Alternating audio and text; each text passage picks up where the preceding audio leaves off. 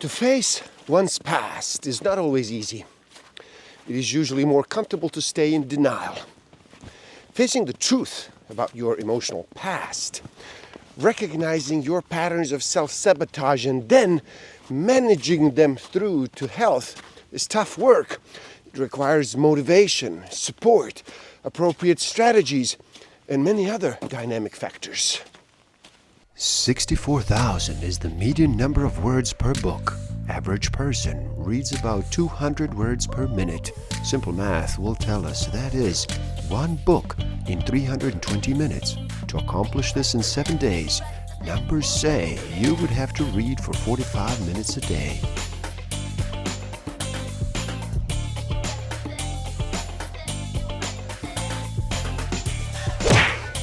Don't forget to subscribe. Hit that notification button, like, comment, and share. Enjoy. Welcome to the Book of the Week series. Every week as I read another amazing title, I share it with the world. My name is Igor S.F. Walker, and today we look at the Endorphin Effect, a breakthrough strategy for holistic health and spiritual well-being by Dr. William Bloom.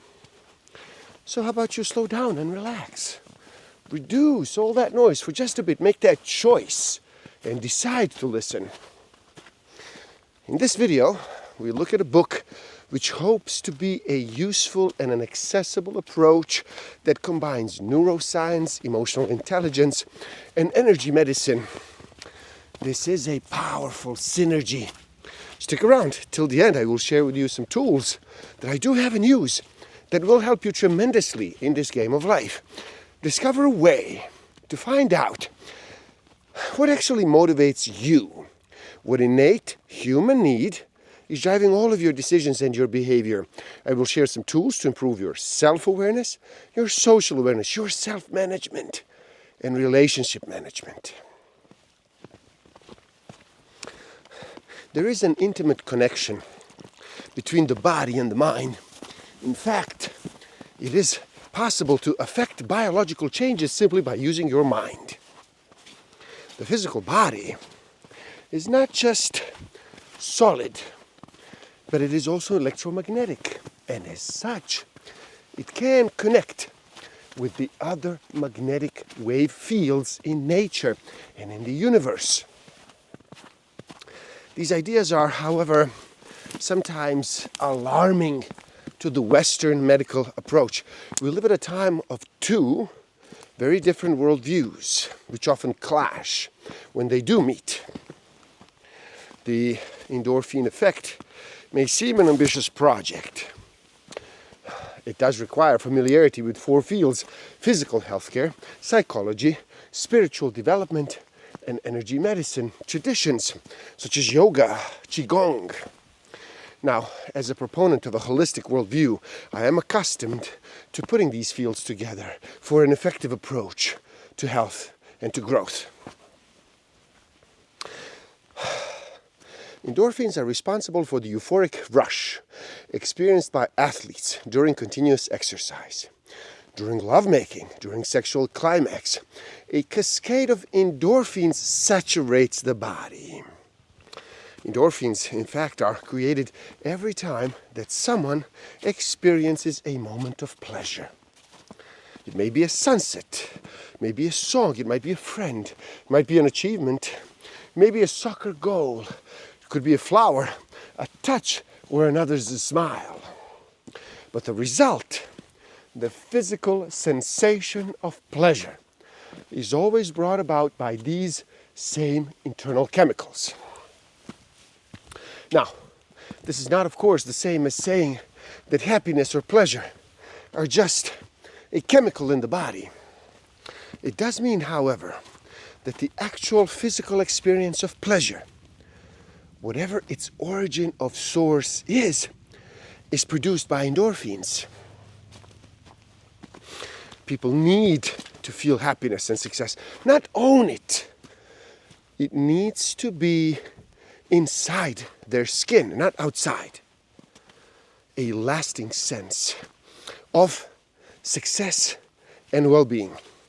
It requires a foundation that sits in your cells. Now, this ability to feel your mood physically, to sense it, to experience it, is the result of biochemical changes that do take place inside of your body. Organic drugs, hormones, naturally produced by your own body, they alter the biochemistry of your cells, which then you experience in the way you feel. Now, from the perspective of biological science, pleasure and happiness are not abstract psychological or philosophical ideas. They are a biochemical state, a precise experience happening in the physical body. Now, that chemicals can create moods is not new information.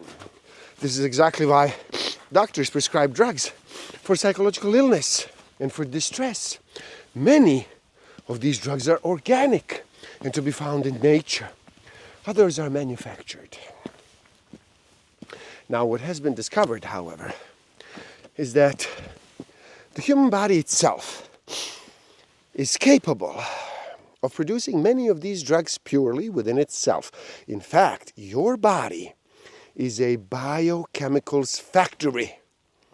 The particular biochemicals that create the physical feeling of happiness are, as already explained, endorphins. 20 types of endorphins have been discovered. They are part of a family of chemicals known as neuropeptides, which carry information around the body. There are approximately 100 different types of neuropeptide, and they are all amino acids. The DNA, that beautiful double-spiraled molecule which carries our genetic coding, is the most well-known of these amino acids. Endorphins remove stress and pain. Their general effect is to relax tissue so that all that necessary antibodies travel into the affected body region in order to repair, in order to heal.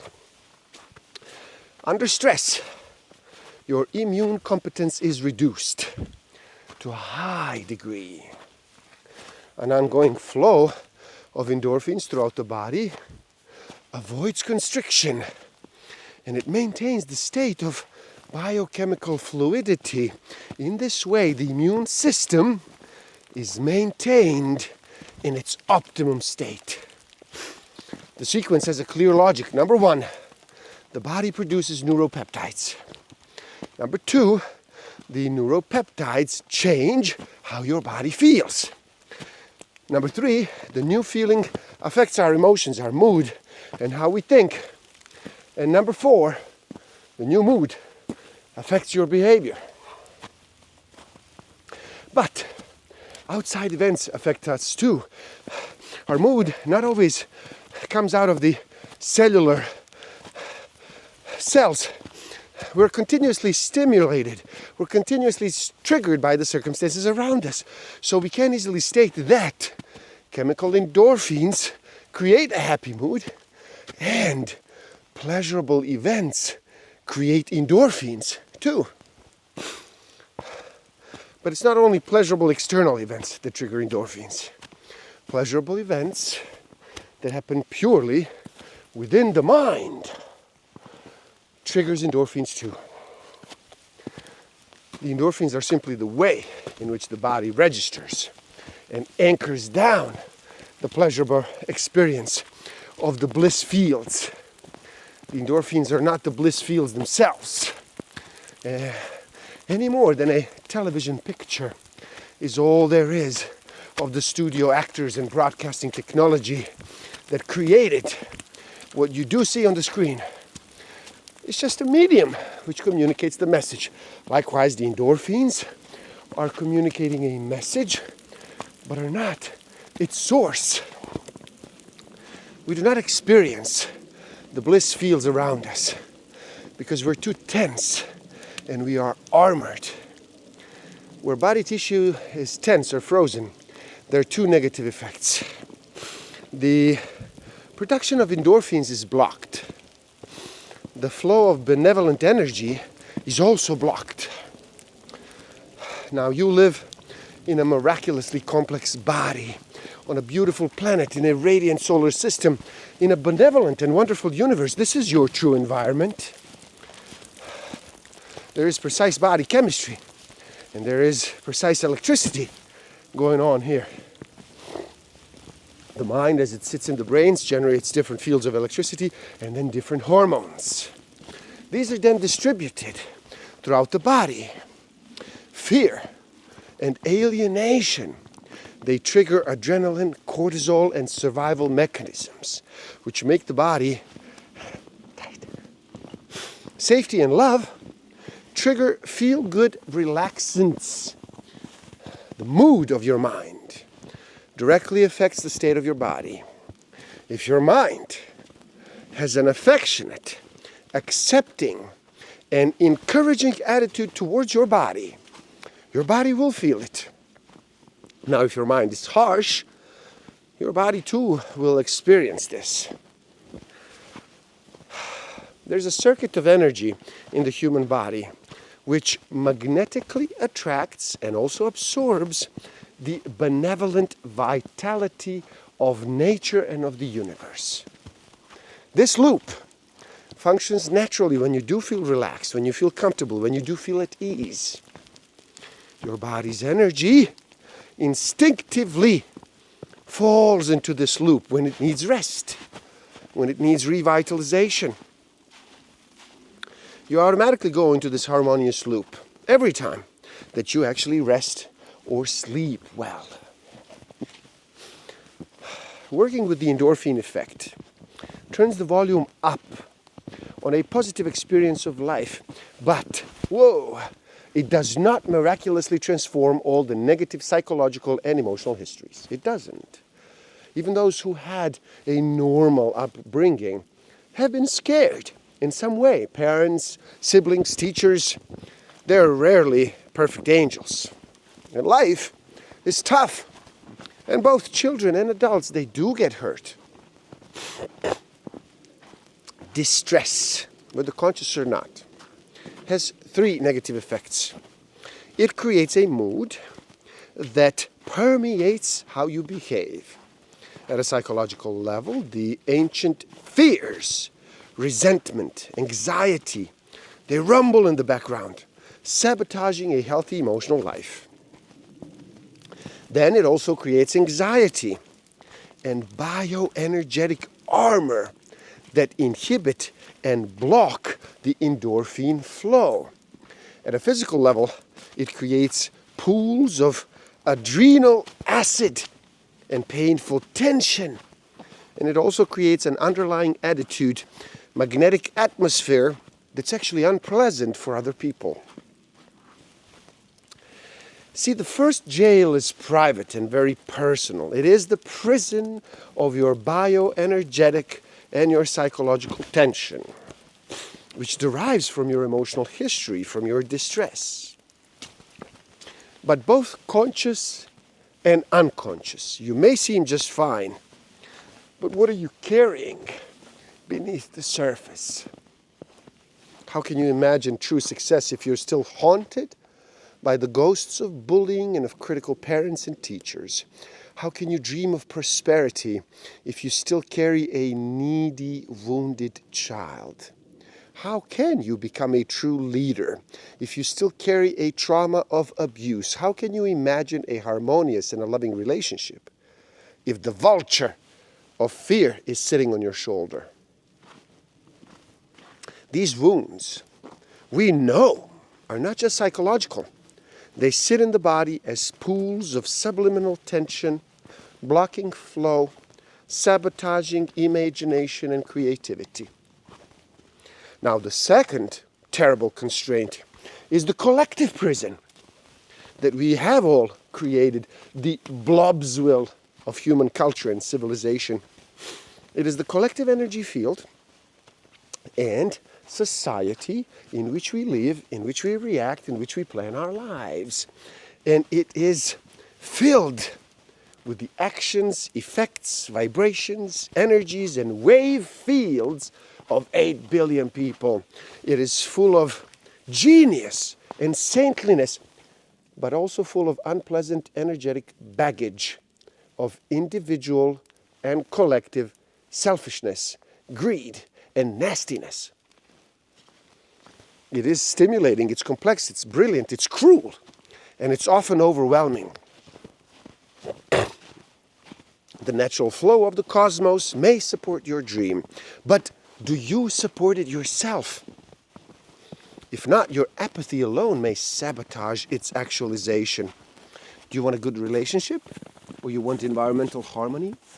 Then put some energy and desire onto the dream. Magnetize it with your emotional commitment. Do you have the inner ability to state with absolute clarity, with power and with passion, that you really want the fulfilled outcome? Do you have the motivation to commit yourself? Of course, life and transformation are difficult. This is just the way that it is. And sometimes, pain and frustration we experience. But the point here is not the pain itself. The significant point can actually be highlighted by asking this question: what is your attitude towards your difficulties? Your difficulties are one thing, but far more important is your attitude towards them. The content smile on the face of a Tibetan Buddhist is derived not from the fact that he has no problems, but from his basic attitude towards these problems. He recognizes the true reality, and then he has them in perspective. And there you have it, the endorphin effect. Now please do help out. It is easy. Simply like this video so more people can enjoy it. Share it too and spread the word. Do leave a comment and share your thoughts. Start a conversation. Subscribe to my channel and stay up to date. And the link to this book is in the description below. So buy it, read, never stop learning. Especially learning about yourself and about nature. So gift yourself by taking the free humanist test on my website and then find out what actually motivates you, what innate human need is driving all of your decisions and your behavior. And if you feel you are ready to improve your self-awareness, your social awareness, your self-management, and your relationship management even further, do check out my Master of Life Awareness program. The links are in the description below. Thank you. Love and respect.